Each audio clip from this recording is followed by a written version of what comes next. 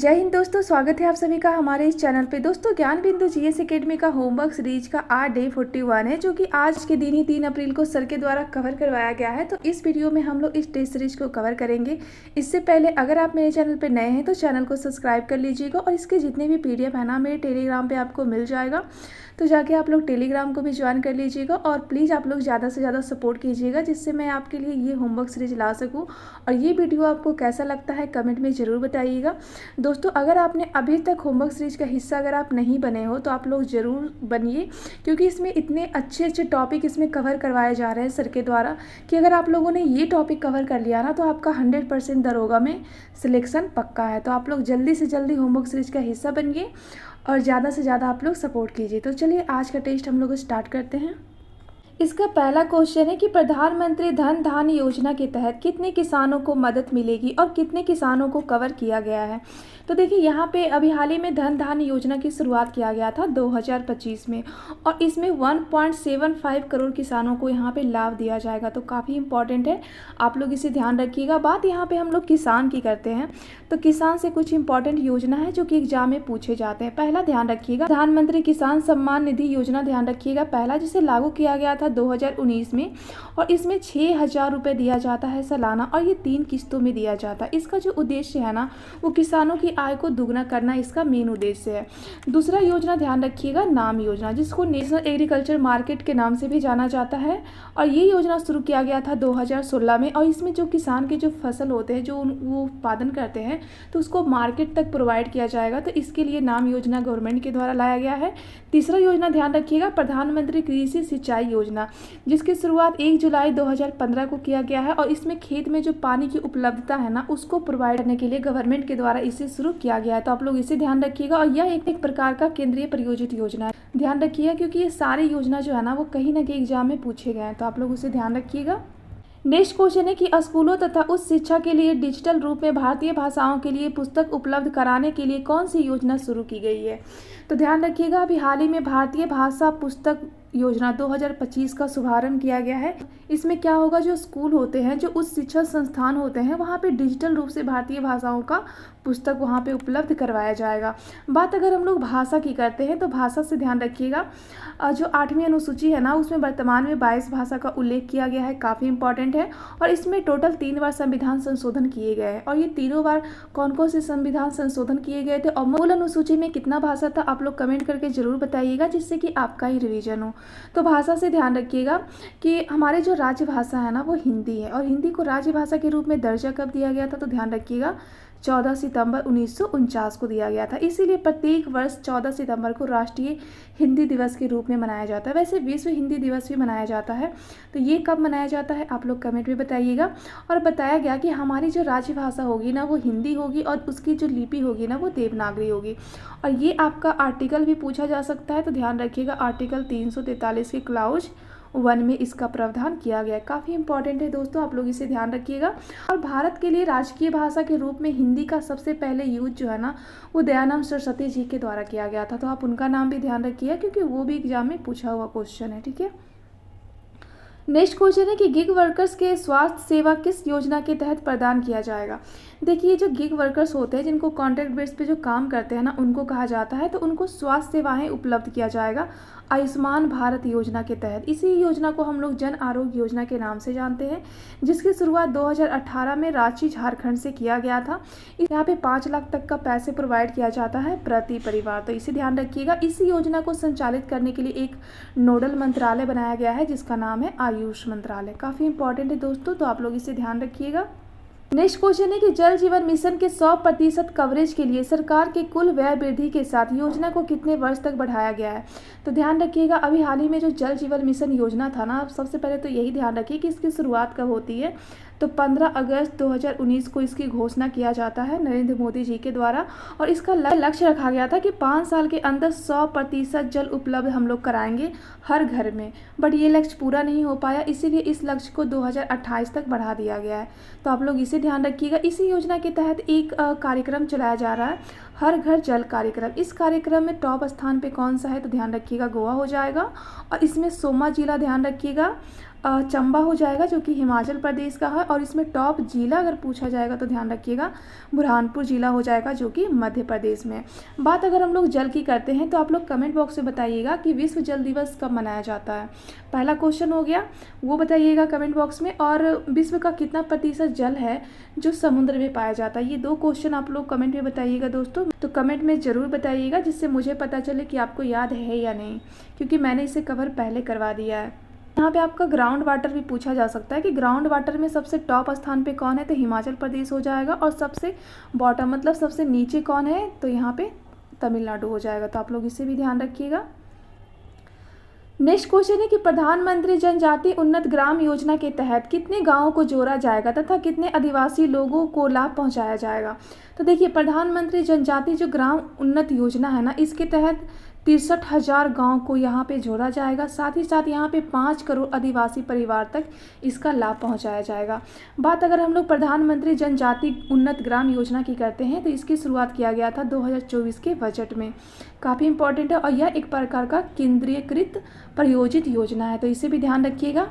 इस योजना का उद्देश्य ध्यान रखिएगा, जो जनजातीय बहुल गांव है और जो आकांक्षी जिला है ना, वहाँ पे जनजातीय समुदाय को सामाजिक आर्थिक स्थिति में सुधार करना इनका मेन उद्देश्य है इस योजना का। तो काफ़ी इंपॉर्टेंट है दोस्तों, आप लोग इसे ध्यान रखिएगा। बात अगर हम लोग जनजाति की करते हैं तो जनजाति से कुछ इंपॉर्टेंट फैक्ट है जो कि एग्जाम में पूछे जाते हैं। सबसे पहला तो ध्यान रखिएगा कि भारत की सबसे खूंखार जनजाति कौन सी है, तो यहाँ पे हो जाएगा सैंडलिस जनजाति।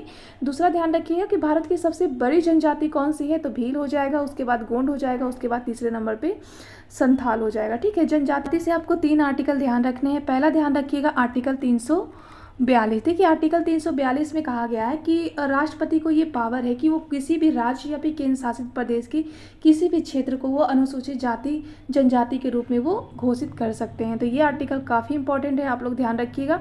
यहाँ से ध्यान रखिएगा कि राष्ट्रीय जनजाति आयोग मतलब राष्ट्रीय एससी आयोग का गठन कौन से आर्टिकल में है, तो आर्टिकल 338 में है। आर्टिकल 338 के क्लाउज ए में आपका एसटी आयोग का वर्णन किया गया है, तो आप लोग इसे भी ध्यान रखिएगा। देखिए, अभी हाल ही में जनजातीय विश्वविद्यालय कहाँ पे बनाया जा रहा है, तो ध्यान रखिएगा झारखंड में। जनजातीय क्लस्टर कहाँ पे खोला जा रहा है, तो इसे भी झारखंड ध्यान रखिएगा। और जनजातीय पार्क कहाँ पे उद्घाटन किया जाएगा, तो ये भी झारखंड ध्यान रखिएगा। तो जनजाति से इंपॉर्टेंट इतने फैक्ट है जो कि एग्जाम में आपके पूछे जा सकते हैं, तो आप लोग उसे ध्यान रखिएगा। और 2011 की जो जनगणना थी ना, उसके अनुसार जो भारत में एसटी की आबादी है, इसे ध्यान रखिए 10.42 करोड़, मतलब टोटल अगर 100% आबादी है ना, तो उसका 8.6% आबादी सिर्फ जनजाति की है। तो इसे काफ़ी इंपॉर्टेंट है, आप लोग इसे ध्यान रखिएगा। और प्रत्येक साल 15 नवंबर को गौरव दिवस के रूप में मनाया जाता है, जनजातीय गौरव दिवस के रूप में। तो आप लोग इसे भी ध्यान रखिएगा दोस्तों, क्योंकि यहाँ से क्वेश्चन आपके बन सकते हैं। नेक्स्ट क्वेश्चन है कि प्रधानमंत्री मुद्रा योजना के तहत तरुण लोन की राशि को 10 लाख से बढ़ाकर कितना कर दिया गया है। सबसे पहले तो ध्यान रखिए कि प्रधानमंत्री मुद्रा योजना की शुरुआत कब की गई है, तो इसका ध्यान रखिएगा 8 अप्रैल 2015 को इसकी शुरुआत किया गया है। और इसमें 3 प्रकार के लोन दिए जाते हैं। पहला तो यहाँ पे शिशु लोन दिया जाता है, इसमें आपका 50,000 तक के लोन दिए जाते हैं। दूसरा ध्यान रखिएगा यहाँ पे किशोर लोन दिया जाता है, जिसमें 5 लाख तक का लोन यहाँ पे प्रोवाइड किया जाता है। ठीक है, तीसरा लोन दिया जाता है तरुण लोन, जिसमें पहले 10 लाख रुपए दिया जाता था। यहाँ पे तरुण पूछा गया है ना, तो 10 लाख से इसको बढ़ा दिया गया और इसको 20 लाख कर दिया गया। तो काफ़ी इंपॉर्टेंट है, आप लोग इसे ध्यान रखिएगा। नेक्स्ट क्वेश्चन है कि पीएम स्वनिधि योजना की शुरुआत कब की गई, तो ध्यान रखिएगा कि पीएम स्वनिधि योजना की शुरुआत जो है ना, वो 1 जून 2020 को आवास एवं शहरी मामले के मंत्रालय के द्वारा स्ट्रीट वेंडर की सहायता प्रदान करने के लिए इसे शुरू किया गया।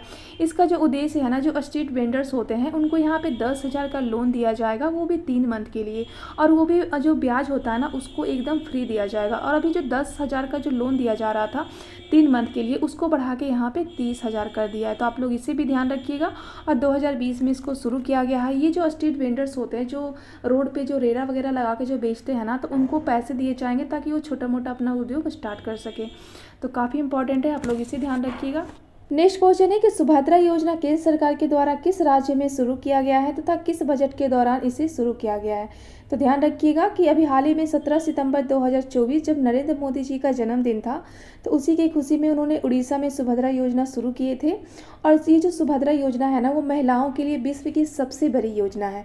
इसके द्वारा क्या किया जाएगा कि 5 साल के लिए महिलाओं को 50,000 रुपये दिए जाएंगे, और ये रुपए जो है ना, वो प्रति वर्ष 10,000 रुपये दिया जाएगा, वो भी 2 किस्तों में। पहला किस्त तो 8 मार्च को महिला दिवस के रूप में दिया जाएगा, और दूसरा रक्षाबंधन में दिया जाएगा। तो ये दोनों ध्यान रखिएगा। और सुभद्रा योजना 2024 में शुरू किया गया है, काफ़ी ज़्यादा इंपॉर्टेंट है, तो आप लोग इसे रट जाइएगा। नेक्स्ट क्वेश्चन है कि पीएम डिवाइन योजना का लक्ष्य क्या रखा गया है तथा इसका संबंध किससे है। तो ध्यान रखिएगा कि पीएम डिवाइन योजना का जो लक्ष्य है ना, वो 2025-26 रखा गया है। इसका संबंध जो है ना, वो भारत का जो पूर्वोत्तर का जो राज्य है ना, वहाँ पे विकास करना इनका मेन उद्देश्य है। तो इसे ध्यान रखिएगा। यहाँ से आप लोग रैंप योजना ध्यान रखिएगा, जिसका संबंध एमएसएमई से है, काफ़ी इंपॉर्टेंट है दोस्तों। और पूर्वोत्तर के लिए एक योजना चलाया गया था जिसका नाम था पूर्वोदय योजना, जिसको 2023 में स्टार्टिंग किया गया था। ये 5 राज्यों में इसे शुरू किया गया था। इसका भी जो लक्ष्य था ना, वो पूर्वोत्तर राज्य जो कि काफ़ी ज़्यादा पिछड़े हैं, तो उनको डेवलप करना इनका मेन ऑब्जेक्टिव था। तो इसे भी ध्यान रखिएगा, क्योंकि आपके एग्जाम में ये पूछा जा सकता है। नेक्स्ट क्वेश्चन है कि फसल बीमा योजना को किस वर्ष तक चलने के लिए मंजूरी प्रदान की गई है। काफ़ी इंपॉर्टेंट है, आप लोग इसे ध्यान रखिएगा। तो ये 2025 से 26 तक चलने के लिए यहाँ पे मंजूरी इसको प्रोवाइड किया गया है। सबसे पहले तो फसल बीमा योजना है क्या, तो इससे शुरुआत किया गया था 2016 में, नई दिल्ली से इसकी घोषणा किया गया था। इसका जो उद्देश्य है ना, वो प्राकृतिक जब आपदाएँ आ जाए या फिर किसी भी तरह से फसल नष्ट हो जाए, जैसे कि फसल में कीट लग जाते हैं, प्राकृतिक आपदाएँ आ जाती हैं, या फिर मतलब किसी भी तरीके से अगर फसल नष्ट हो जाता है ना, तो सरकार फसल पे यहाँ पे बीमा देती है। और ये बीमा जो है ना, वो 3 तरह के फसलों पे दिया जाता है। पहला तो रबी फसल पे यहाँ पे 1.5% का बीमा दिया जाता है। दूसरा ध्यान रखिएगा खरीफ फसल, खरीफ पे यहाँ पे 2% का बीमा कवर किया जाता है गवर्नमेंट के द्वारा। और तीसरा ध्यान रखिएगा बागवानी फसल, जिसको हम लोग व्यापारिक फसल भी कहते हैं, तो यहाँ पे 5% तक का बीमा सरकार के द्वारा दिया जाता है। तो काफ़ी इंपॉर्टेंट है दोस्तों, आप लोग इसे ध्यान रखिएगा। यह योजना विश्व की सबसे बड़ी फसल बीमा योजना है, तो आप लोग इसे भी ध्यान रखिएगा। बात हम लोग किसान की करते हैं, तो यहाँ से 2-3 योजना जो कि आपके एग्जाम में पूछा जा सकता है। पहला ध्यान रखिएगा मृदा स्वास्थ्य कार्ड योजना, जिसकी शुरुआत 2015 में सूरजगढ़ से किया गया था, काफ़ी इंपॉर्टेंट है और कई बार एग्जाम में पूछे गए हैं, तो आप लोग इसे ध्यान रखिएगा। और दूसरा योजना ध्यान रखिएगा प्रधानमंत्री कृषि सम्मान निधि योजना, जिसको 2019 में स्टार्टिंग किया गया था। लघु और सीमांत किसानों को आर्थिक सहायता प्रोवाइड करने के लिए इसकी शुरुआत किया गया था, काफ़ी इंपॉर्टेंट है दोस्तों। नेक्स्ट क्वेश्चन है कि हथकरघा उद्योग को बढ़ावा देने और उनके निर्यात और संवर्धन के लिए कौन सी योजना शुरू की गई है। तो मोस्ट इंपॉर्टेंट है, आप लोग इसे रट जाइएगा। तो राष्ट्रीय हथकरघा विकास कार्यक्रम शुरू किया गया है 2025 में। इसका उद्देश्य है जो हथकरघा जो उद्योग होते हैं ना, उनके निर्यात को ज़्यादा से ज़्यादा बढ़ावा देना। बात अगर हम लोग हथकरघा उद्योग की करते हैं, तो भारत में यूपी जो है ना, इसमें टॉप स्थान पे है, तो इसे भी ध्यान रखिएगा। और प्रत्येक 7 अगस्त को राष्ट्रीय हथकरघा दिवस के रूप में भी मनाया जाता है, तो आप लोग इसे भी ध्यान रखिएगा। नेक्स्ट क्वेश्चन है कि प्रधानमंत्री सोलर घर योजना कब शुरू की गई तथा इस पर सरकार के द्वारा कितना सब्सिडी दिया जाता है। तो मोस्ट इंपॉर्टेंट है, प्रधानमंत्री सोलर घर योजना शुरुआत किया गया था 15 फरवरी 2024 को, और इसमें सरकार के द्वारा 40% तक का सब्सिडी दिया जाता है, तो आप लोग इसे ध्यान रखिएगा। इसका जो उद्देश्य है ना, वो ग्रीन ऊर्जा को ज़्यादा से ज़्यादा बढ़ावा देना, और इसमें लक्ष्य भी रखा गया है कि 2027 तक 1 करोड़ से अधिक सोलर पैनल को लगाना सरकार का लक्ष्य है, तो आप लोग इसे भी ध्यान रखिएगा, काफ़ी इंपॉर्टेंट है ये। नेक्स्ट क्वेश्चन है कि प्रधानमंत्री सूर्य घर मुक्ति बिजली योजना के तहत कितनी यूनिट बिजली फ्री ऑफ कॉस्ट प्रोवाइड किया जाएगा और सोलराइजेशन के लिए कितने घरों का लक्ष्य रखा गया है। तो ध्यान रखिएगा, प्रधानमंत्री सूर्य घर मुक्त बिजली योजना के तहत 300 यूनिट बिजली जो है ना, वो फ्री ऑफ कॉस्ट प्रोवाइड किया जाएगा। साथ ही साथ 1 करोड़ जो घर होंगे ना, उनके छतों पे यहाँ पे सोलर पैनल लगाया जाएगा, तो मोस्ट इंपॉर्टेंट है दोस्तों, तो आप लोग इसे ध्यान रखिएगा। नेक्स्ट क्वेश्चन है कि प्रधानमंत्री गरीब कल्याण अन्न, यहाँ पे अन्न हो जाएगा, अन्न योजना की अवधि को बढ़ाकर किस वर्ष तक कर दिया गया।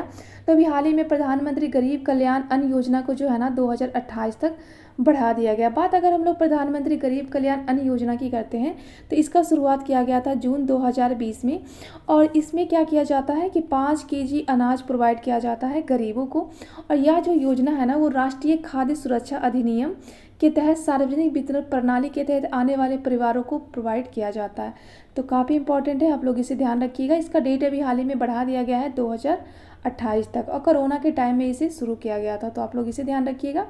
ये देखिए आपका रिवीजन सीरीज है, जो पिछले टेस्ट हुआ था ना उसी का ये रिवीजन है, तो आप लोग उसे देख लीजिए। इसका पहला क्वेश्चन है कि विश्व सरकार शिखर सम्मेलन का आयोजन कहाँ पे किया गया है, तो ये दुबई में किया गया है। नेक्स्ट क्वेश्चन है कि बिमस्टेक युवा शिखर सम्मेलन का आयोजन कहाँ पे किया गया है, तो ये गांधीनगर में किया गया है। नेक्स्ट है कि G21 2025 की मेज़बानी कौन करेगा, तो 2025 की जो मेज़बानी है ना ये दक्षिण अफ्रीका के द्वारा किया जाएगा। नेक्स्ट क्वेश्चन है कि G7 शिखर सम्मेलन 2025 का आयोजन कहाँ पे किया जाएगा, तो ये कनाडा में किया जाएगा। मोस्ट इंपॉर्टेंट है, आप लोग इसे ध्यान रखिएगा। नेक्स्ट क्वेश्चन है कि क्वाड 2025 का आयोजन कहाँ पे किया जाएगा, तो इस भारत में किया जाएगा। काफ़ी इंपॉर्टेंट है दोस्तों, आप लोग इसे ध्यान रखिएगा। नेक्स्ट क्वेश्चन है कि पूर्वोदयी सम्मेलन 2025 का आयोजन कहाँ पे किया गया है, तो मोस्ट इंपॉर्टेंट है, ये कोलकाता में किया गया है। पुस्तक मेला का आयोजन कहाँ पे किया गया है, नई दिल्ली में किया गया, और 2+2 वार्ता का भी आयोजन नई दिल्ली में ही किया गया है, तो आप लोग इसे भी ध्यान रखिएगा। नेक्स्ट यहाँ पे प्रवासी भारतीय दिवस 2025 का आयोजन कहाँ पे किया गया है, तो उड़ीसा के भुवनेश्वर में। नेक्स्ट क्वेश्चन है कि वेब शिखर सम्मेलन 2025 का आयोजन कहाँ पे किया गया है, तो ये भारत के नई दिल्ली में किया गया है। वहीं पे आसियान भारत पर्यटन वर्ष कब मनाया जाएगा, तो ये 2025 में मनाया जाएगा। तो मोस्ट इंपॉर्टेंट क्वेश्चन है, और ये पिछले टेस्ट का था, तो पिछला टेस्ट में आप लोग इसे अच्छे से कवर कर लीजिएगा, क्योंकि यहाँ पे इतना डिटेल्स कवर करना पॉसिबल तो है नहीं, तो आप लोग पिछले टेस्ट में देख लीजिएगा। ठीक है, तो आगे चलते हैं हम लोग। नेक्स्ट यहाँ पे है कि सिग्मो त्योहार का आयोजन कहाँ पे किया गया है, तो ध्यान रखिएगा गोवा में किया गया है। नेक्स्ट क्वेश्चन है कि काकोरी ट्रेन लूट की घटना कब हुई तथा इसे किस संगठन के द्वारा अंजाम दिया गया, तो सबसे पहले आप ध्यान रखिए HRA। तो HRA की जो स्थापना है ना 1924 में सचिंद्र सान्याल और राम प्रसाद बिस्मिल के द्वारा किया गया था। वैसे इसमें कुछ और भी व्यक्ति थे, लेकिन मेजर व्यक्ति आपको 2 ही ध्यान में रखना है। इस संगठन के पास क्रांतिकारी गतिविधियों को चलाने के लिए कुछ भी नहीं था, तो इन्होंने एक प्लान बनाया कि क्यों ना हम ट्रेन को लूट लें, क्योंकि उस वक्त ट्रेन में क्या होता था ना कि गोला बारूद बंदूक ये सब का ज़्यादा से जाया जाता था। तो उसी ट्रेन को लूटने के लिए जो है ये राम प्रसाद बिस्मिल्ला के नेतृत्व में एक प्लानिंग किया जाता है। तो 9 अगस्त 1925 को लखनऊ से सहारनपुर के लिए एक ट्रेन जा रही थी, और लखनऊ का एक जगह था जिसका नाम था काकोरी। तो इसी जगह पे ये कांड होता है, इसीलिए इसको काकोरी ट्रेन कांड के नाम से जाना जाता है, तो इसे ध्यान रखिएगा। और इसी काकोरी ट्रेन कांड के बाद जो है ना यहाँ पे 4 व्यक्ति को फांसी दिया गया था। ये क्वेश्चन आपसे पूछा जा सकता है। पहला ध्यान रखिएगा राम प्रसाद बिस्मिल, दूसरा ध्यान रखिएगा रोशन सिंह, तीसरा राजेंद्र नाथ लाहिड़ी, और चौथा अशफाक उल्ला खां। तो ये चारों का नाम आपको रट जानी है दोस्तों, क्योंकि यहाँ से क्वेश्चन बने हुए हैं। ठीक है, तो आप लोग ये चारों का नाम रट जाइएगा। उसके बाद ये जो HRA था ना वो काफ़ी ज़्यादा शिथिल हो जाता है, तो इसकी जगह पे HSRA की स्थापना किया जाता है, और ये स्थापना करते हैं भगत सिंह और चंद्रशेखर आज़ाद के द्वारा। तो काफ़ी इंपॉर्टेंट है, आप लोग इसे ध्यान रखिएगा। नेक्स्ट क्वेश्चन है कि भोजन कार्य और उत्पादन का नारा किस पंचवर्षीय योजना में दिया गया था। मोस्ट इंपॉर्टेंट है ये, तो ये 7वीं पंचवर्षीय योजना जो कि 1985 से लेकर 1990 तक का चला था। इसमें भोजन कार्य और उत्पादन का नारा दिया गया था। मोस्ट इंपॉर्टेंट है, आप लोग इसे ध्यान रखिएगा।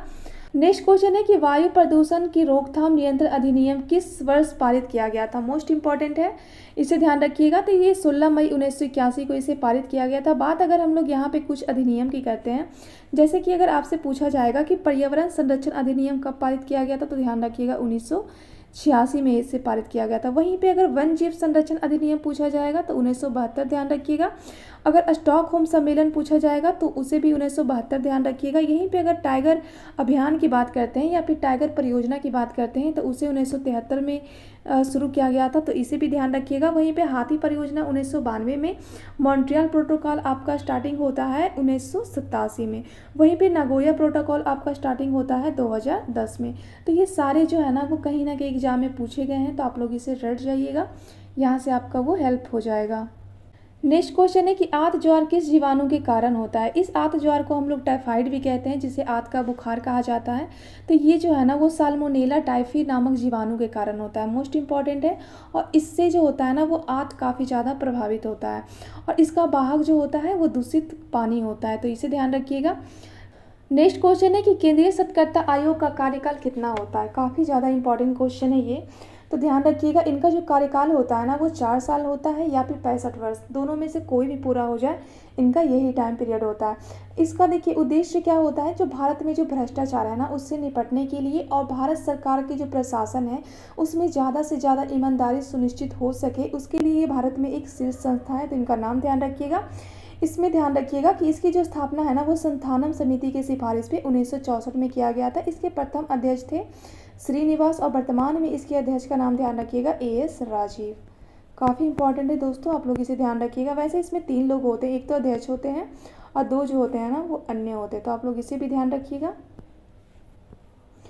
नेक्स्ट क्वेश्चन है कि क्वाड की अवधारणा औपचारिक रूप से सबसे पहले कब और किसके द्वारा दिया गया था। देखिए क्वाड की जो अवधारणा है ना वो सबसे पहले दिया गया था 2007 में। इनका विचार आया था शिंजो आबे के द्वारा, तो ये मोस्ट इंपॉर्टेंट है, आप लोग इसे ध्यान रखिएगा। और औपचारिक रूप से क्वाड को लागू कब किया गया था, तो ध्यान रखिएगा 2017 में लागू किया गया था। और इसमें टोटल 4 देश है, काफ़ी इंपॉर्टेंट है। ये चारों देश का नाम ध्यान रखिएगा। पहला तो यूएसए हो जाएगा, दूसरा भारत हो जाएगा, तीसरा जापान और चौथा ऑस्ट्रेलिया हो जाएगा। यही चारों देश मिलके जो है ना वो भारत के मालाबार तट पे यहाँ पे एक मालाबार अभ्यास करते हैं हिंद महासागर में, तो इससे भी ध्यान रखिएगा, यहाँ से भी क्वेश्चन एग्जाम में पूछे गए हैं। नेक्स्ट क्वेश्चन है कि पूर्व का महाकुंभ के नाम से किस त्यौहार को जाना जाता है। मोस्ट इंपॉर्टेंट है, तो पूर्व का जो महाकुंभ है ना उसको किस त्यौहार के नाम से जाना जाता है, तो अम्बुबाची का त्यौहार, जो कि असम में मनाया जाता है। मोस्ट इंपॉर्टेंट है दोस्तों, आप लोग इसे ध्यान रखिएगा।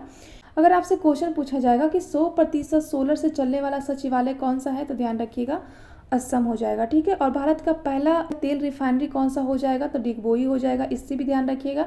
वैसे असम की राजधानी तो गुवाहाटी है ना, लेकिन दूसरा राजधानी बनाने की बात वहाँ के सीएम के द्वारा किया गया है डिब्रूगढ़ को, तो आप लोग इसे भी ध्यान रखिएगा, करेंट में ये चर्चे में था। नेक्स्ट क्वेश्चन यहाँ पे सुमेलित करने का है। तो पहला क्वेश्चन है यहाँ पे कि देवी चंद्रगुप्तम का कौन सा बुक है, तो ध्यान रखिएगा इनका विशाखा दत्त इनकी कृति है, कपूर मंजरी की कृति हो जाएगा आपका राजशेखर, और किराता जुर्नियम का हो जाएगा आपका भारवी, और 10 कुमार चरित्र का हो जाएगा आपका दंडी। तो मोस्ट इंपॉर्टेंट है, ये सारे एग्जाम में पूछे गए हैं, तो आप लोग इसे रट जाइएगा। नेक्स्ट क्वेश्चन है कि मच्छीवाड़ा का युद्ध कब और किसके बीच में हुआ था। काफ़ी इंपॉर्टेंट है, ध्यान रखिएगा। मच्छीवाड़ा का जो युद्ध था ना वो 15 मई 1555 को हुआ था, मुगल साम्राज्य और सूरी साम्राज्य के बीच में हुआ था। यहाँ पे मुगल साम्राज्य में यहाँ पे हुमायूं थे, और यहाँ पे सूरी वंश में अफगानों के बीच में लड़ा गया था, जहाँ पे अफगान की पराजय हो जाती है और हुमायूं के यहाँ पे जीत हो जाती है। इसी युद्ध के बाद जो थे ना हुमायूं पुनः वो भारत में शासन वो कर पाते हैं। तो ये मच्छीवाड़ा का युद्ध काफ़ी इंपॉर्टेंट है दोस्तों, आप लोग इसे ध्यान रखिएगा। देखिए हुमायूं से आप लोग 2 युद्ध याद रखिएगा, जहाँ से क्वेश्चन भर भर के एग्जाम में पूछे जाते हैं। पहला ध्यान रखिएगा आप लोग 1539 का चौसा का युद्ध ध्यान रखिएगा, और दूसरा याद रखिएगा 1540 का यहाँ पे बिलीग्राम का युद्ध हो जाएगा। दोनों युद्ध के बाद ही हुमायूं का जो कार्यकाल होता है ना इंडिया में वो समाप्त हो जाता है, और इनको भारत से खदेड़ दिया जाता है। तो हुमायूं के बारे में काफ़ी इंपॉर्टेंट फैक्ट है दोस्तों, आपको ध्यान रखना है यहाँ पे। नेक्स्ट क्वेश्चन है कि दशमलव प्रणाली के आधार पर मनसबदारी प्रथा का शुभारंभ किसके द्वारा किया गया था। मोस्ट इंपॉर्टेंट है, ध्यान रखिएगा, ये अकबर के द्वारा किया गया था 1574-75 में। मोस्ट इंपॉर्टेंट है। बात अगर हम लोग अकबर की करते हैं तो अकबर जो थे ना वो 13 साल की अवस्था में ये राजा बनते हैं, और इनका राज्याभिषेक किया जाता है कन्नौर में। इनसे ध्यान रखिएगा 2 युद्ध, पहले तो 1556 का पानीपत का दूसरा युद्ध ध्यान रखिएगा जो कि अकबर और हिमू के बीच में होता है, और दूसरा ध्यान रखिएगा 1576 का हल्दी घाटी का युद्ध जो कि मानसी और महाराणा प्रताप के बीच में होता है, जहाँ मानसी का विजय होता है जो कि अकबर के ही सेनापति होते हैं, और महाराणा प्रताप का यहाँ पे हार हो जाता है। मोस्ट इंपॉर्टेंट है, आप लोग इसे ध्यान रखिएगा। इनसे कुछ डेट भी ध्यान रखिएगा जहाँ से एग्जाम में क्वेश्चन पूछे जाते हैं, ठीक है। पहला ध्यान रखिएगा 1562, 1563 और 1564। 1562 में इन्होंने दास प्रथा को समाप्त किया था, 1563 में इन्होंने तीर्थ कर को समाप्त किया था, और 1564 में इन्होंने जजिया कर को समाप्त किया था। 1582 को ध्यान रखिएगा, इन्होंने दिन इलाही की शुरुआत की थी, और 1583 में इन्होंने इलाही संबत का शुभारंभ किया था। मोस्ट इंपॉर्टेंट है, और सारे क्वेश्चन एग्जाम में पूछे हुए हैं, तो आप लोग इसे भी ध्यान रखिएगा। नेक्स्ट क्वेश्चन है कि शाहजहां नामक पुस्तक किसके द्वारा लिखा गया था। तो मोस्ट इंपॉर्टेंट है कि शाहजहां नामा जो पुस्तक है ना वो इनायत खां के द्वारा लिखा गया था, और ये फारसी लैंग्वेज में लिखा गया था। काफ़ी इंपॉर्टेंट है। और इसका इंग्लिश में अनुवाद किसने करा था, तो ध्यान रखिएगा AR फुलर के द्वारा इसको इंग्लिश में भी अनुवाद किया गया था। यहाँ से आप ध्यान रखिएगा, पहला ध्यान रखिएगा आप लोग बाबरनामा। तो बाबरनामा के रचयिता जो है ना खुद बाबर ही हैं, और ये लिखा गया था आपका तुर्क लैंग्वेज में। दूसरा ध्यान रखिएगा आप लोग हुमायूं नामा जो कि गुलबदन बेगम के द्वारा लिखा गया था, ये फारसी लैंग्वेज में है। तीसरा ध्यान रखिएगा आप लोग अकबरनामा जो कि अबुल फजल के द्वारा लिखा गया था, ये भी फारसी लैंग्वेज में है। और चौथा ध्यान रखिएगा आप लोग जहांगीरनामा जो कि जहांगीर के द्वारा लिखा गया था, ये भी फारसी लैंग्वेज में है। और ये सारे क्वेश्चन एग्जाम में पूछे गए हैं, तो आप लोग इसे ध्यान रखिएगा। नेक्स्ट क्वेश्चन है कि विनय पत्रिका नामक रचना किसके द्वारा और किस भाषा में लिखा गया था। तो मोस्ट इंपॉर्टेंट है, विनय पत्रिका की जो रचना है ना वो तुलसीदास जी के द्वारा किया गया था ब्रज भाषा में। वैसे ब्रज भाषा में इन्होंने गीतावली का भी रचना किया था, तो ये नाम भी ध्यान रखिएगा। ये क्वेश्चन भी एग्जाम में पूछे गए हैं, तो आप लोग इसे भी ध्यान रखिएगा। और दोस्तों आपको ये वीडियो कैसा लगता है कमेंट में ज़रूर बताइएगा, और प्लीज़ एक लाइक और चैनल को सब्सक्राइब करना बिल्कुल मत भूलिएगा। नेक्स्ट क्वेश्चन है कि भारत आने वाला पहला पुर्तगाली गवर्नर कौन था। ध्यान रखिएगा, भारत आने वाला पहला पुर्तगाली गवर्नर था फ्रांसिसो डी अल्मेडा। ये 1505 में आता है। 1505 से लेकर 1509 तक ये भारत का गवर्नर रहता है, और ये पहला पुर्तगाली वायसराय रहता है। इनके बारे में ध्यान रखिएगा, इन्होंने ब्लू वाटर पॉलिसी लाई थी, और इसके द्वारा ये काफ़ी ज़्यादा हिंद महासागर को इन्होंने कंट्रोल किया था। मोस्ट इंपॉर्टेंट है। इसके बाद आते हैं आपका अल्बुकर्क जो कि 1509 में आते हैं, और ये जब आते हैं ना तो इनके बारे में कहा जाता है कि इन्होंने 1510 में बीजापुर के शासक थे यूसुफ आदिल शाह से इन्होंने गोवा को छीना था। मोस्ट इंपॉर्टेंट इनका यही काम था, और गोवा में इन्होंने सती प्रथा को समाप्त किया था। और इन्होंने क्या किया था ना कि जो पुर्तगाली थे ना उनको इन्होंने तैयार किया था कि आप भारतीय महिलाओं से विवाह करो, इसीलिए इन्हें भारत में वास्तविक संस्थापक के रूप में जाना जाता है। मोस्ट इंपॉर्टेंट है, इनका नाम ध्यान रखिएगा। तीसरा, इसके बाद आते हैं Nuno da Cunha. Nuno da Cunha से ध्यान रखिएगा कि उन्होंने 1530 में गोवा को राजधानी बनाई थी। वैसे पहले जो राजधानी था कहाँ, वो आप हमें कमेंट बॉक्स में बताइएगा। उसके बाद 1530 में गोवा को राजधानी बनाया जाता है, और 1535 को उन्होंने दमन पे भी अधिकार कर लिया था, तो आप लोग इसे ध्यान रखिएगा। नेक्स्ट देखिए, यहाँ पे आपका इसमें कौन सा सुमेलित नहीं है पूछा गया है। पहला यहाँ पे है कि प्रथम आंग्ल मैसूर युद्ध मेरे लास्ट के टाइम पीरियड में हुआ था, ये तो बिल्कुल सही है। दूसरा है कि द्वितीय आंग्ल मैसूर युद्ध वारेन हेस्टिंग्स के टाइम में हुआ था, ये भी सही है। तीसरा, तृतीय आंग्ल मैसूर युद्ध कैनिंग के टाइम पे हुआ था, ये देखिए गलत है। तीसरा जो आंग्ल मैसूर युद्ध था ना वो कार्नवालिस के टाइम पीरियड में होता है। और चौथा आंग्ल मैसूर युद्ध ब्लेजरी, ये तो बिल्कुल सही है।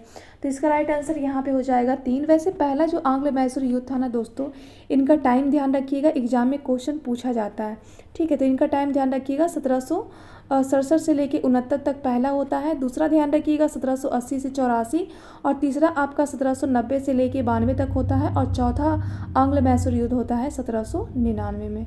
मोस्ट इंपॉर्टेंट है, आप लोग इसे ध्यान रखिएगा। नेक्स्ट क्वेश्चन है कि एक्स-ला-स्पैल की संधि कब और किस युद्ध में किया गया था। मोस्ट इंपॉर्टेंट है, ये कर्नाटक का प्रथम युद्ध जो कि 1746 से लेकर 1748 के बीच में हुआ था, वहाँ पे ही एक्स-ला-पेल की संधि के द्वारा ही इसे समाप्त किया गया था। आंग्ल कर्नाटक का टोटल 3 वार होता है। पहला तो यहाँ पे मैंने आपको बता दिया जो कि ऑस्ट्रेलिया के उत्तराधिकारी के कारण होता है। दूसरा ध्यान रखिएगा, दूसरा युद्ध होता है 1749 से लेकर 54 में, और ये पांडिचेरी की संधि के द्वारा समाप्त होता है। तीसरा ध्यान रखिएगा, ये आपका होता है 1756 से लेकर 63 के बीच में, और ये पेरिस की संधि के द्वारा इसका समापन किया जाता है। इसी युद्ध को सप्तवर्षीय युद्ध के नाम से भी जाना जाता है। वैसे आंग्ल कर्नाटक जो युद्ध था ना वो फ्रांस और ईस्ट इंडिया कंपनी के बीच में किया गया था। और लास्टली 1760 का जो वांडीवास का युद्ध होता है, ये भी फ्रांस और ईस्ट इंडिया कंपनी के बीच में होता है, जहाँ पे फ्रांस बुरी तरह से पराजित हो जाता है। उसके बाद ये तय हो जाता है ना कि भारत में अब जो शासन करेगा वो ब्रिटेन करेगा, ठीक है। तो इसे ध्यान रखिएगा, यहाँ से क्वेश्चन काफ़ी बार पूछा गया है। नेक्स्ट क्वेश्चन है कि प्रकाश की अवयवी रंगों में विभक्त होने की प्रक्रिया को क्या कहा जाता है। तो ये जो प्रोसेस होता है ना जिसको हम लोग प्रकाश का वर्ण विक्षेपण कहते हैं। देखिए यहाँ पे आपका प्रिज्म है, तो जब प्रकाश प्रिज्म से होकर गुजरती है ना तो प्रकाश 7 रंगों में यहाँ पे कन्वर्ट हो जाती है, ठीक है। वैनी या पिनाला आपने तो पढ़ा ही होगा, बीच का जो कलर होता है ये आपका ग्रीन होता है। तो इस प्रोसेस को हम लोग क्या कहते हैं, तो प्रकाश का वर्ण विक्षेपण कहते हैं। मोस्ट इंपॉर्टेंट है दोस्तों, आप लोग इसे ध्यान रखिएगा। नेक्स्ट क्वेश्चन है कि थायराइड ग्रंथि द्वारा स्रावित थायरॉक्सिन हार्मोन के संश्लेषण के लिए कौन सा खनिज इंपॉर्टेंट होते हैं। तो इसे ध्यान रखिएगा, ये जो है वो आयोडीन इंपॉर्टेंट होता है, मोस्ट इंपॉर्टेंट है, तो आप लोग इसे भी ध्यान रखिएगा। नेक्स्ट क्वेश्चन है कि विब्रियो कालरी नामक जीवाणु में से कौन सा रोग होता है तथा शरीर की किस ग्रंथि को ये प्रभावित करता है। तो ये जो विब्रियो कालरी नामक जो जीवाणु होता है ना, इससे हैजा नामक रोग होता है जिससे छोटी आंत काफ़ी ज़्यादा प्रभावित होती है। तो मोस्ट इंपॉर्टेंट है, आप लोग इसे ध्यान रखिएगा। नेक्स्ट क्वेश्चन है कि बंगाल विभाजन के समय बंगाल की कुल जनसंख्या कितनी थी। तो आपको पता होगा कि 1905 में बंगाल का विभाजन किया जाता है। उसमें भारत के जो गवर्नर हुआ करते थे वो लॉर्ड कर्जन थे। तो उस समय जो बंगाल की जनसंख्या थी ना वो 8 करोड़ थी, और उस समय बंगाल में बिहार भी था, उड़ीसा भी था और असम भी था। तो मोस्ट इंपॉर्टेंट है, आप लोग ध्यान रखिएगा। और बंगाल को 2 भागों में बांट दिया गया था। एक तो पूर्वी बंगाल था और दूसरा पश्चिमी था। पूर्वी जो था ना, यहाँ पे मुस्लिम बहुल इलाका था जिसकी राजधानी ढाका थी। दूसरा यहाँ पे पश्चिमी था, यहाँ पे हिंदू बहुल इलाका था, इसकी जो राजधानी थी ना वो कलकत्ता थी। और पश्चिमी बंगाल में यहाँ पे आपको बिहार, बंगाल और उड़ीसा तीनों देखने को मिलता है। तो आप लोग इसे भी ध्यान रखिएगा। नेक्स्ट क्वेश्चन है कि कोई भी धन विधेयक को किसकी अनुमति से पुनः सदन में प्रतिस्थापित किया जा सकता है तथा वह केवल किस सदन में ही पुनर्स्थापित किया जा सकता है। तो कोई भी जो धन विधेयक होते हैं ना उनको पुनर्सदन में प्रतिस्थापित किया जा सकता है। तो ये बिल्कुल सही है, और इसको लोकसभा में किया जाता है और इसके लिए अनुमति लिया जाता है राष्ट्रपति महोदय से। तो उनका नाम भी ध्यान रखिएगा। बात अगर हम लोग धन विधेयक की करते हैं तो इससे 2 आर्टिकल आप लोग ध्यान रखिएगा। पहला तो आर्टिकल 109 और दूसरा आर्टिकल 110। आर्टिकल 109 जो है ना, यहाँ पे धन विधेयक के संदर्भ में विशेष प्रावधान का उल्लेख है। वहीं पे आर्टिकल 110 में धन विधेयक को परिभाषित किया गया है। तो दोनों आर्टिकल आप लोग ध्यान रखिएगा दोस्तों। नेक्स्ट क्वेश्चन है कि भारत में भाषाई राज्यों का विचार स्वतंत्रता पूर्व किस वर्ष पश्चात ही प्रारंभ हो गया था। तो ध्यान रखिएगा 1895 में ये स्टार्टिंग हो जाता है उड़ीसा में। अगर हम भाषाई आधार पर राज्यों का गठन की बात करते हैं तो कांग्रेस का 1920 का एक नागपुर अधिवेशन होता है वी राघवाचारी की अध्यक्षता में। यहाँ पे कांग्रेस जो है ना वो भाषा के आधार पर राज्यों का गठन की जो बात थी ना उसको उन्होंने मंजूरी दे दिया था। ठीक है, तो इसे भी ध्यान रखिएगा। नेक्स्ट क्वेश्चन है कि राज्य विधानसभा में कुल कितने सदस्य राज्य की स्थानीय स्वशासी संस्थाओं के एक निर्वाचन मंडल द्वारा निर्वाचित होंगे। देखिए, राज्य के जो विधानसभा परिषद है ना, इनकी संरचना का उल्लेख किया गया है आर्टिकल 171 में। यहाँ पे जो प्रावधान किया गया है ना, तो इसे ध्यान रखिएगा 1/3, 1/3, 1/6, 1/12 हो जाएगा और 1/12। 1/3 जो सदस्य होंगे ना वो स्थानीय निकाय से इनको चुना जाएगा। वहीं 1/3 सदस्य को यहाँ पे विधानसभा के निर्वाचित सदस्य के द्वारा चुना जाएगा। वहीं 1/6 है ना, यहाँ पे इनको राज्यपाल के द्वारा मनोनीत किया जाएगा। और 1 जो है ना यहाँ पे शिक्षक के द्वारा, और इनको यहाँ पे स्नातक के द्वारा चुना जाएगा। तो यहाँ पे आपका पूछा गया है स्थानीय स्वशासी, तो यहाँ पे क्या हो जाएगा 1/3 हो जाएगा। तो आप लोग इसे ध्यान रखिएगा दोस्तों। नेक्स्ट क्वेश्चन है कि किस अधिनियम के तहत भारत सचिव को आदेश दिया गया कि वह भारत में महालेखा परीक्षक की नियुक्ति कर सकते हैं। तो इसे ध्यान रखिएगा, ये मॉन्टेगू चेम्सफोर्ड सुधार अधिनियम 1919 आता है, उसी में ये प्रावधान किया गया था। तो मोस्ट इंपॉर्टेंट है, आप लोग इसे ध्यान रखिएगा। नेक्स्ट क्वेश्चन है कि किस अधिनियम के द्वारा भारतीय मामलों पर सीधा ब्रिटिश नियंत्रण स्थापित हो गया था। तो देखिए 1858 का जो भारत सरकार अधिनियम था ना, इसके बाद क्या हुआ था, पहले ईस्ट इंडिया कंपनी का प्रभुत्व हुआ करता था भारत के प्रशासन पे, लेकिन यहाँ पे ईस्ट इंडिया कंपनी को पूरी तरीके से समाप्त कर दिया जाता है और भारत का जो भी प्रशासन होता है ना वो महारानी के हाथों में चला जाता है। तो मोस्ट इंपॉर्टेंट है। और यहाँ पे पहले भारत के गवर्नर जनरल हुआ करते थे, तो उनका नाम बदल के यहाँ पे वायसराय का पद कर दिया गया था। और इसके पहले वायसराय कौन बनते हैं, तो लॉर्ड कैनिंग बनते हैं। मोस्ट इंपॉर्टेंट है, आप लोग इसे ध्यान रखिएगा। नेक्स्ट क्वेश्चन है कि बज्जी महाजनपद का संबंध किस राज्य में है तथा यह कितने कुलों में विभाजित था। तो ध्यान रखिएगा, बज्जी महाजनपद का जो संबंध है ना वो बिहार राज्य से है, और इस महाजनपद में टोटल 8 संघ थे और 8 संघों के द्वारा यहाँ पे शासन किया जाता था। तो इसे ध्यान रखिएगा। और इस 8 संघों में सबसे शक्तिशाली संघ अगर पूछा जाएगा तो उसे ध्यान रखिएगा वैशाली। और विश्व का पहला गणतंत्र राज्य कहाँ पे स्थापित होता है, तो वैशाली में ही स्थापित होता है। तो आप लोग उसे भी ध्यान रखिएगा। नेक्स्ट क्वेश्चन है कि कौटिल्य ने अपने पुस्तक अर्थशास्त्र में किस जनजाति का संघ का उल्लेख किया है। तो मोस्ट इंपॉर्टेंट है, ध्यान रखिएगा, बज्जी जनजाति का उन्होंने उल्लेख किया है। बात अगर हम लोग अर्थशास्त्र की करते हैं तो ये जो है ना वो राजनीतिक पे आधारित है। तो ये क्वेश्चन भी एग्जाम में पूछा गया है। और जो कौटिल्य का जो अर्थशास्त्र है ना, इसकी तुलना मैकियावेली के द प्रिंस से किया जाता है। तो ये भी ध्यान रखिएगा। नेक्स्ट क्वेश्चन है कि 16 महाजनपदों में क्रमशः भारत के बाहर उत्तर प्रदेश, बिहार, राजस्थान, मध्य प्रदेश, दक्षिण भारत में अवस्थित महाजनपदों की संख्या टोटल कितनी है। तो भारत के बाहर तो टोटल आपका 2 महाजनपद है, एक आपका गंधार हो जाएगा, दूसरा आपका कम्बोज हो जाएगा। वहीं आपका यूपी में 8 महाजनपद है, बिहार में आपका 3 महाजनपद है, राजस्थान में 1 है, मध्य प्रदेश में भी 1 है और दक्षिण भारत में भी आपका 1 है। वैसे महाजनपदों का जो उल्लेख है ना वो भगवती सूत्र और अंगुत्तर निकाय में इनका उल्लेख किया गया है। तो इसे भी ध्यान रखिएगा। नेक्स्ट क्वेश्चन है कि लिच्छवी राज्य पर हर्यक वंश के किस राजा ने विजय प्राप्त किया था? तो ध्यान रखिएगा, अजातशत्रु ने किया था। नेक्स्ट क्वेश्चन है कि विदेह साम्राज्य की राजधानी कहाँ थी तथा इसका उल्लेख किस वेद में किया गया है? तो विदेह जो साम्राज्य है ना, इसकी राजधानी जनकपुर है। इसका वर्णन यजुर्वेद में किया गया है, तो मोस्ट इंपॉर्टेंट है। नेक्स्ट क्वेश्चन है कि अंग महाजनपद का उल्लेख किस वेद में किया गया है तथा वर्तमान में इसमें बिहार में कौन से जिले शामिल है? तो इसे ध्यान रखिएगा, इसमें जो है ना ये अर्थवर्वेद में इसका वर्णन किया गया है अंग महाजनपद का, और वर्तमान में बिहार के भागलपुर और मुंगेर इसमें शामिल था, तो मोस्ट इंपॉर्टेंट है, आप लोग इसे भी ध्यान रखिएगा। नेक्स्ट क्वेश्चन है कि हेनसोंग ने किस महाजनपद को चेनपो के नाम से वर्णित किया है? तो मोस्ट इंपॉर्टेंट है, अंग को उन्होंने चेनपो के नाम से कहा है। नेक्स्ट क्वेश्चन है कि किस महाजनपद की राजधानी चारों ओर से पहाड़ियों से घिरी हुई थी? तो ये मगध की राजधानी थी जो कि राजगीर थी, और इसका स्थापना किया गया था जरासंध के द्वारा। तो ये चारों तरफ जो थी ना वो पहाड़ी से घिरी हुई थी, तो आपको इसे भी ध्यान रखना है। नेक्स्ट क्वेश्चन है कि बिहार के किस स्थल से पूरा पाषाण के साक्ष्य मिले हैं? तो बिहार का जो मुंगेर और गया है ना, यहाँ से हमें पूरा पाषाण काल के साक्ष्य मिले हैं, तो मोस्ट इंपॉर्टेंट है, आप लोग इसे भी ध्यान रखिएगा।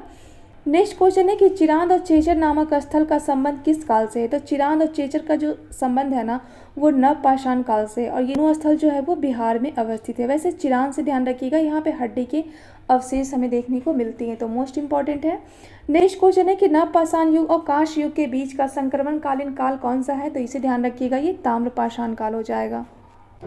नेक्स्ट क्वेश्चन है कि निम्नलिखित में से कौन सा नव पाषाण काल से संबंधित नहीं है? यहाँ पे नहीं है पूछा गया है, तो इसे ध्यान रखिएगा। वैसे चिरांद तो है आपका, मनेर आपका पटना में है, चंपा भी है और मुंगेर भी है, लेकिन नालंदा देखिए मुंगेर नहीं है। मुंगेर और नालंदा जो है ना वो नव पाषाण काल से संबंधित नहीं है। वहाँ पे ताराडीह जो है, ताराडीह आपका गया में देखने को मिलता है और ये नव पाषाण काल से भी संबंधित है, तो इसका राइट आंसर आपका हो जाएगा मुंगेर और नालंदा। नेक्स्ट क्वेश्चन है कि बिहार के सारण जिले में गंगा नदी के उत्तरी तट पर स्थित एक पुरातात्विक स्थल कौन सा है? तो ध्यान रखिएगा, ये चिरांद हो जाएगा जो कि बिहार के सारण जिले में अवस्थित है, और यहाँ से हमें हड्डी के अवशेष देखने को मिले हैं, तो काफ़ी इंपॉर्टेंट है। नेक्स्ट क्वेश्चन है कि अंग महाजनपद को किस शासक के द्वारा मगध में मिलाया गया तथा अंग का अंतिम राजा कौन था? देखिए अंग महाजनपद को जो है ना वो मगध के एक शासक थे जिनका नाम था बिंबिसार, जो कि हर्यक वंश के संस्थापक थे। उनके द्वारा अंग को अपने राज्य में मिला लिया गया था। उस वक्त अंग के अंतिम राजा हुआ करते थे ब्रह्मदत्त, तो इनका नाम भी ध्यान रखिएगा।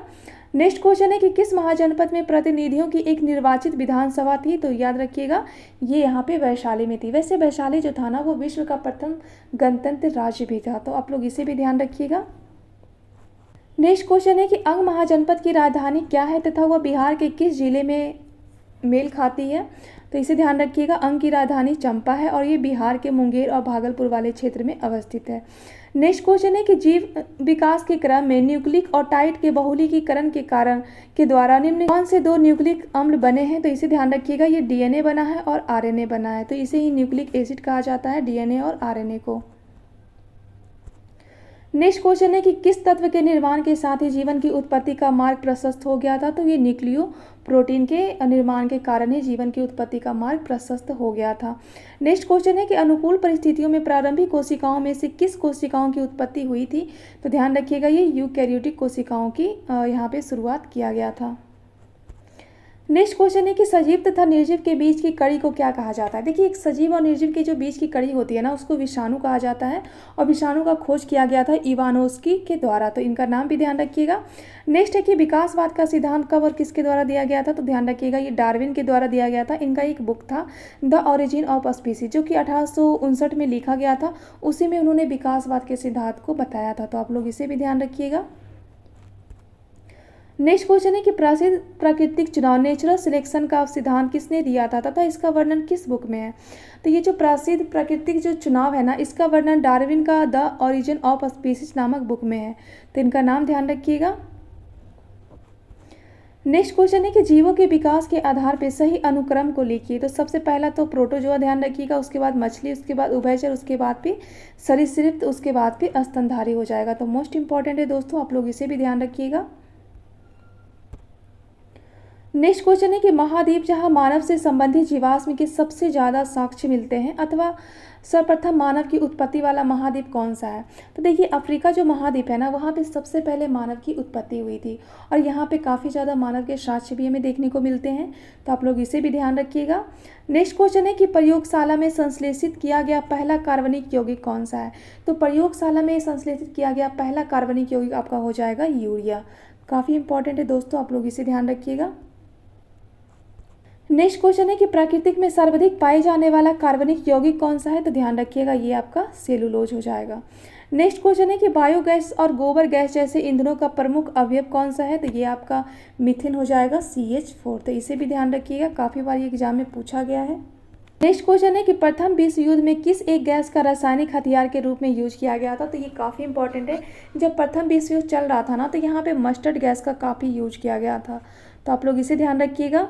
नेक्स्ट क्वेश्चन है कि प्रयोगशाला में एसिटिलीन गैस कैसे तैयार किए जाते हैं। देखिए कैल्शियम जो कार्बाइड होता है ना, उसमें पानी छिड़क के ये एसिटिलीन गैस को तैयार किया जाता है। बाद में इसी एसिटिलीन गैस पे जो है ना O2 का यहाँ पे इसको मिक्स किया जाता है। उसके बाद यहाँ पे क्या बनता है ये आप हमें कमेंट बॉक्स में बताइए। नेक्स्ट क्वेश्चन है कि क्लोरोफ्लोरोकार्बन ज़्यादातर उपयोग कहाँ पे किया जाता है। तो ये ज़्यादातर यूज किया जाता है फ्रिज और AC में। नेक्स्ट क्वेश्चन है कि प्रकाश उत्पन्न करने के लिए हॉकर लैंपों में किसका प्रयोग किया जाता है। तो प्रकाश उत्पन्न करने के लिए यहाँ पे हॉपर जो लैंप होते हैं ना, इसमें पारा का प्रयोग किया जाता है, तो आप लोग इसे ध्यान रखिएगा। यहाँ पे मैंने आपका 70 क्वेश्चन कवर करवा दिया है दोस्तों। तो ये वीडियो आपको कैसा लगता है कमेंट में ज़रूर बताइएगा। इसका PDF आपको मेरे टेलीग्राम पे मिल जाएगा, तो वहाँ पे जाके चेकआउट कर लीजिएगा और चैनल को सब्सक्राइब करना और वीडियो को लाइक करना बिल्कुल मत भूलिएगा। तो चलिए मिलते हैं हम लोग नेक्स्ट वीडियो में।